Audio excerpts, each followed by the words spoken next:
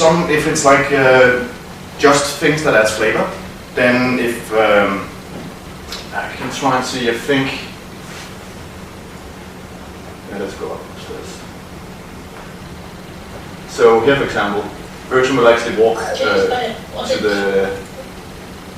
the interaction, but I can cancel that out because we want the game to feel as responsible as possible, and if it's sort of like the players just like by accident click on something, it's not like it's sort of like it would be punishment for them, like oh, you have to like see the character walk to the interaction before they like play that thing.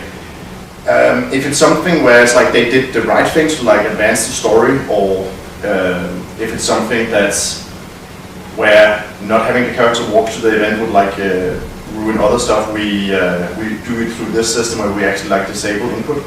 That has been like also the root cause of like all the bugs we've had in the game. So like up here, if that checkbox is set to be true, then you can still interrupt Bertram from walking. He will start to walk, but you can like click somewhere else and then he walks there.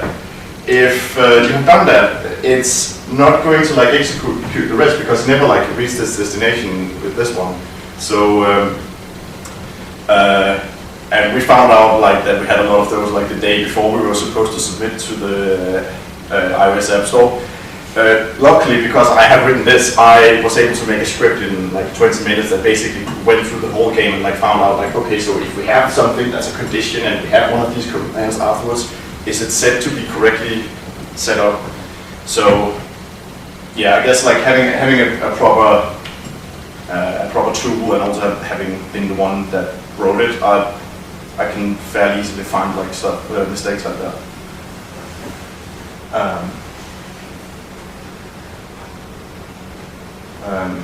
Yeah. Let's free Gavin from the closet.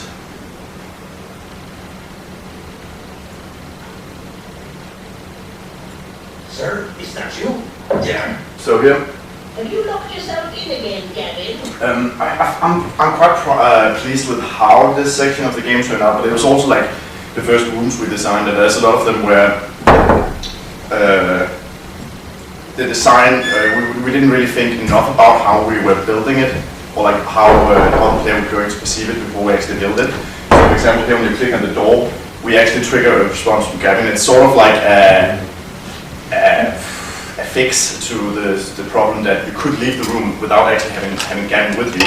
So it sort of makes a bit more sense now when you click on the door.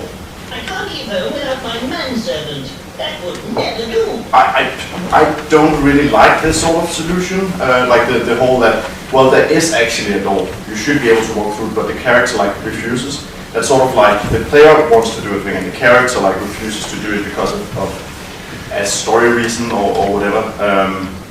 But we sort of had to do it for practical reasons because it just makes it easier to like it ensures that Gavin is actually in the preceding rooms when we have, like for the rest of the dialogue we have there, and he has like some conversations with Bertram about some of the items, so we had to make sure that he was actually going to be there. Otherwise we would have to like make like extra dialogue until that Gavin is actually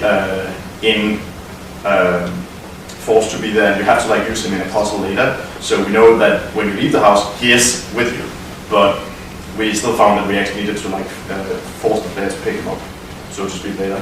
He is actually used like represented as an item inside the game.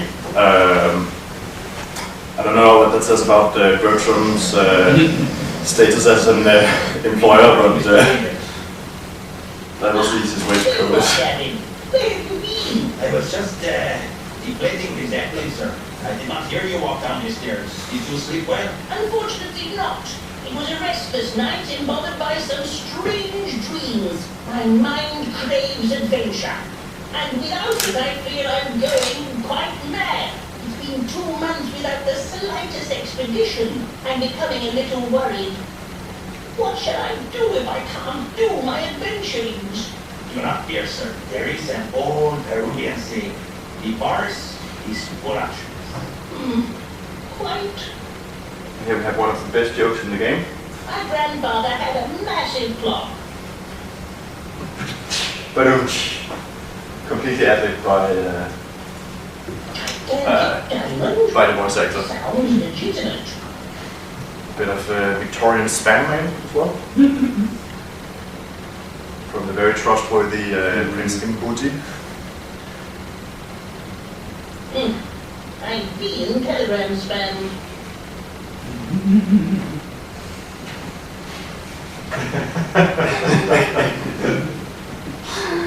That's pretty good. And A message from Lord Arthur. Maybe he has news of an adventure. and sort of like the point where we start off like one of the plot lines that are running throughout most of the first episode of the game.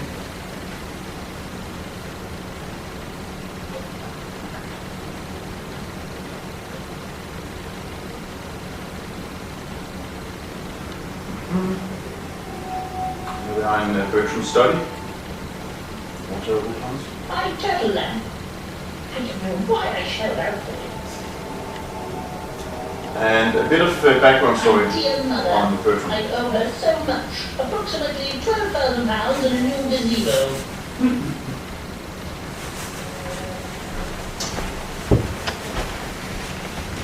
And A rather cheeky specimen. that one was really interesting to translate into Danish.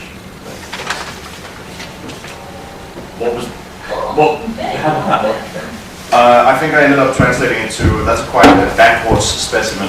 That's like the only thing I could get to work. Alright, so we've had like all these rooms that sort of like set up to be Bertram Fiddle, leading Victorian explorator. This is where we like take that like completely apart because Is the bottle of gin half full or wife is not really up to some creature?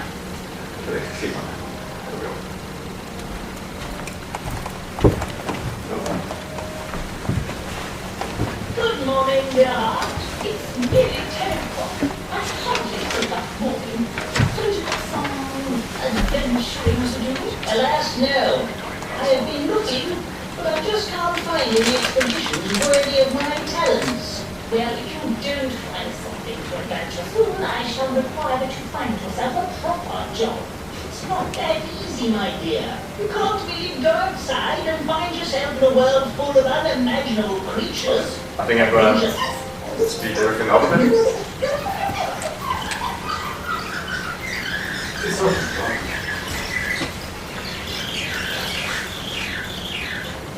And now she's right. So what we need to do here is we actually need the rack that we picked up in the other room, but because I stopped the game from running and like reset the save game, we don't actually have that. What can we do about that? Well, I can actually cheat. So I'm gonna do that. So if I go down here, we have this storyline, and we've been through all this right now. The chain won't keep running until I actually get the cloth, but I can just do this, and then it will automatically get added to the inventory. So I can actually.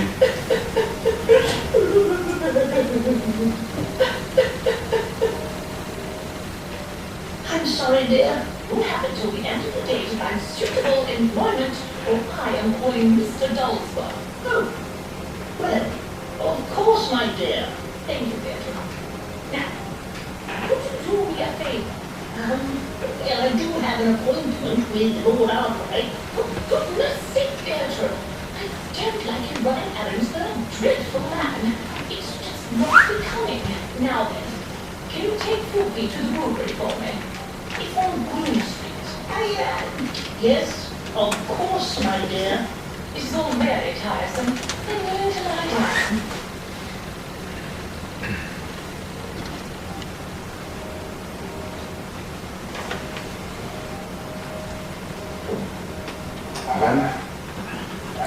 We have another pocket. So we need to get the dog into the Some creature. Basket, Birke, basket. The matter, Birke. see what happens if I use Gavin on. I've captured countless species of wild animals. I'm sure I can manage a half-witted outfit. The secret is using the right key. So sometimes when you use Gavin on something, he will actually provide like a hint on how to solve the puzzle. So let's see what we have inside the study.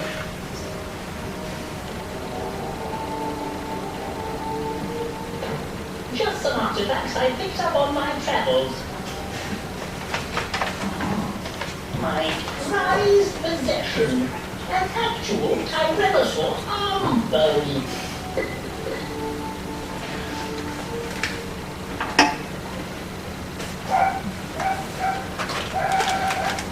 Alright, so this was like another thing where if the player thinks of a different solution than to what you put in originally, it's probably a good idea to also support that. And we realized that here you could either say, well, it's logical to use the dog bone on the dog, but it's also logical to use the dog bone on the cage and like actually lure it in. So we allowed the players to do both.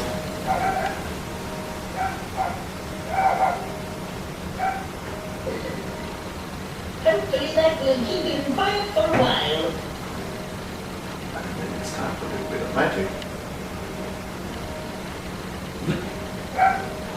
It's lucky I have such spacious pockets.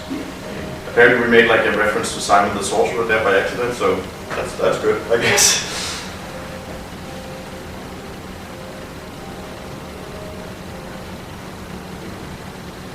Right. So yeah, I need to pick The up door is locked. What am I to do? Bertram's key.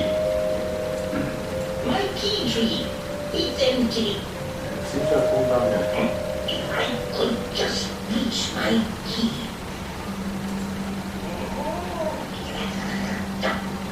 May I remind you that possess the next strength. So here we have, this is like the first puzzle where you actually use Gavin to solve it with, and we wanted to make it very easy, but we didn't want to like give too much away either. Like some players are probably gonna like just solve it by using Gavin like on the cupboard right away, or at least try to move themselves first. We did actually like have a hint like use Gavin on objects and stuff will maybe happen, but we felt like that's almost like too easy, and it does seem like most players they actually get that they can use Be a good fellow and move this cabinet, Gavin. Gavin as muscle power.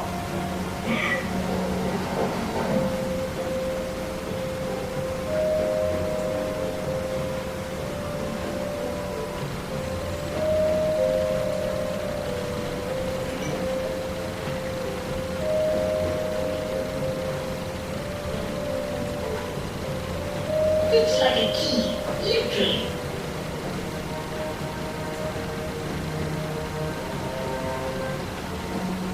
What a lovely day for a stroll.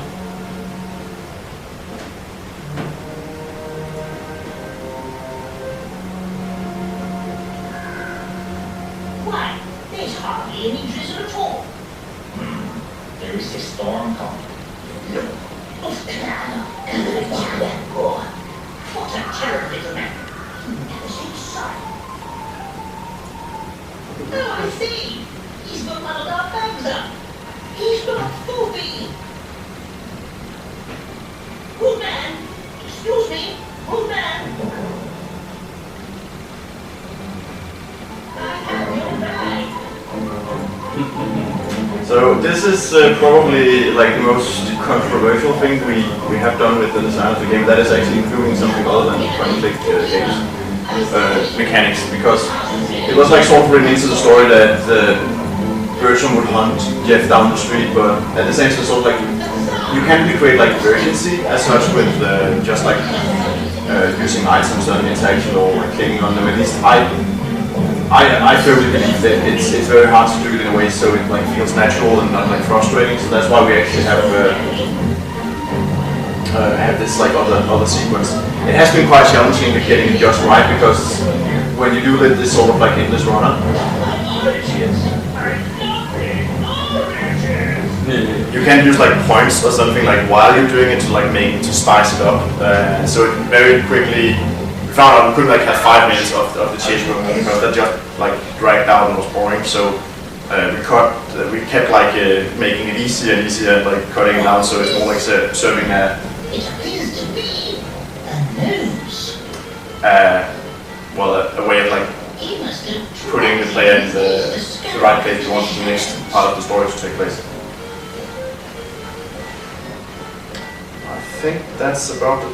Yeah, I'm about to run out of time. Questions? When's release day? Thursday, hopefully. If everything goes well. How many of the puzzles involve annoying sounds? Annoying sounds? there was a great incentive for players to solve 2 of the riddles because Yeah. they had to listen to annoying sounds. You are quite right. You should have heard the dog before. You could change the sound, like it was unbearable. So this may just be my lack of Unity experience, but with the story chain thing, is that a series of script events? Is that what that is that we're looking at? It's a series of what's called scriptable objects, which is basically a way you can make a class that Unity can save for you. So all of this actually like exists inside the scene. Let's see if I can find what it is.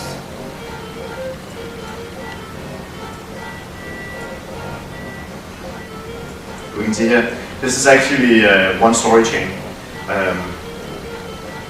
represented as a component, but in order to ensure that we can actually like save all the data inside each event, it has to like inherit from something called scriptable object. It's very Unity specific and a bit convoluted to get into, but it does make sense when you And is the story chain something you might make, not that I would necessarily want any, but something you make public to the world, or something you can keep in-house? I think we're keeping it in-house. We haven't really talked about open sourcing it, or selling, for that matter. I think it all depends like what direction it goes in. We have open sourced our lip sync solution, so people are welcome to use that. Where did you put it in the assets? No, it's on GitHub. It's not. I think before you put something on the asset store, it needs to be like fairly polished, and it's very much still an in-house tool. It's a bug with the program where you actually like put up the lip sync, where it sometimes won't connect to the audio driver, so you have to like keep launching it until it does. It's not my mistake. It's just like the audio API was written with in the first place back like 7 years ago. It was like that, so. And it's something where it's not really, I'm not really that keen on fixing it, because it just means that you have to like click on the program maybe 5 times before it starts. It's not something that actually like breaks it when you use it. No, I mean, it's just, I hear always of people having, good luck with the assets and they're making a lot of money. So. Yeah, it's possible, but I don't know, it's at the same time with the adventure game creator, it's like there's already one solution for adventure games, and I'm not sure there's like a huge market for, what can you say, frameworks that does the same, but like this is so generic, it could also be used for like just interactive storytelling, not just like point and click adventure games. Actually, I believe it can be used for a lot more. Even, I mean, one of the main problems of Unity is queuing events and stuff like that. Yeah. Because there's no sensible solution given there that can be used everywhere. So you have to do your queuing systems all the time for everything. Yeah. Any type of game where you want to do more than just have a quick time cutscene. If you want to take that cutscene in any type of game and have it do more, that kind of system is really useful. Yeah. So how does it work in? Is any of you AGS developers or have tried to use it? Okay, I'm just quite curious as to how they actually like queue things up after each other, and how I think because Rumpus is an animation studio at its core. Like we had this like, oh, it should look like a cartoon. So there's like a lot of stuff going on at the same time. A lot of audio and a lot of like characters and animation. So we sort of like need to have like a system that allows us to have a lot of like sequence things, but also make sure that they are like happening in the right order and with the right timing. I'm just interested in if ATS would actually have allowed us to do that in the first place. But yeah. Anyways, I guess that was all from me. I don't know what's Dave Gilbert, I think, in the main room. Cool. Talking about, what's he doing? Survival, oh no, it's in here. No, next door, sorry. Dave Gilbert next door doing his survival guide, whatever that is. Oh, I want to see that. Well, let's all run! Well, anyways,